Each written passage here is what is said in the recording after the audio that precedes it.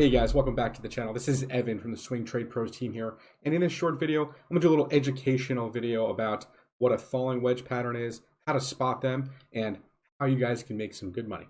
Stay tuned.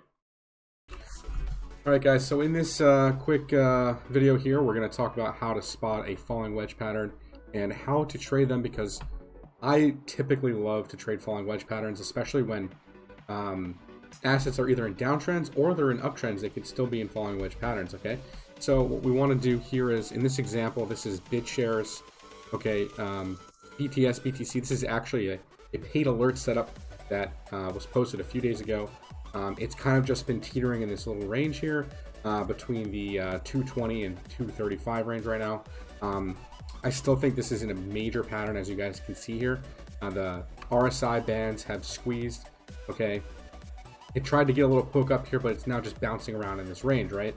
But as you guys can see, we're still sitting, this is a 4-hour chart, we're sitting at the bottom here, okay, on the green bands, making a higher low here. We made a bottom here and made a higher low here. This is a double bottom, okay? And now this could be an area of where this asset actually does break out of this pattern. The reason why I say that is because look at the volume. We haven't had volume in this asset since February 1st, okay? And the volume is completely receded now.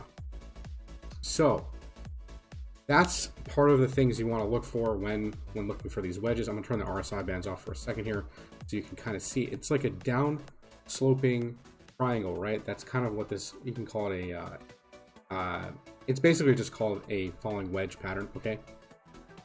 And basically what you want to do to get targets to find entry. So after an asset makes its high, what you want to do is you want to grab its previous low to its swing high, right? And you can find areas of value. Usually like this 382 area here is a potential area of value. So like as it came to this support level, you could see it actually pivoted higher, right? So there was a trade setup there, right? The 50% area, this is also another very important pivot area. Basically at every fib level, you'll see there's a pivot, right? Or an attempt for a pivot. So if it fails to break higher, it'll make what's called this falling pattern. That's called a wedge, right? So what you want to do is, if you notice that it's already gotten through the 382 fib extension and the 50% fib extension, you want to look at the 618 level. Okay, this is the golden retrace zone, right? So it tried twice here, if you can see, once, and it tried to rally here and it failed, right? So the next level is this 786 fib extension. Okay, I don't know if you guys can see that, but it's the next level down. And then the 886 fib extension actually would be near that area where a bullish Gartley harmonic pattern would be in place. Okay, now this actually could be a harmonic. I don't have it drawn out. That's maybe another educational video we can do, but first things first, make sure you guys click that like button, take that subscribe button if you haven't done so already, take the little bell.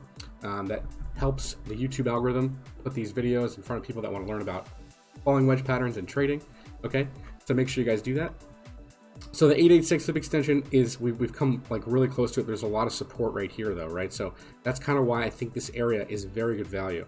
Now what we're going to do is we're going to zoom out and we're going to look at the RSI, right?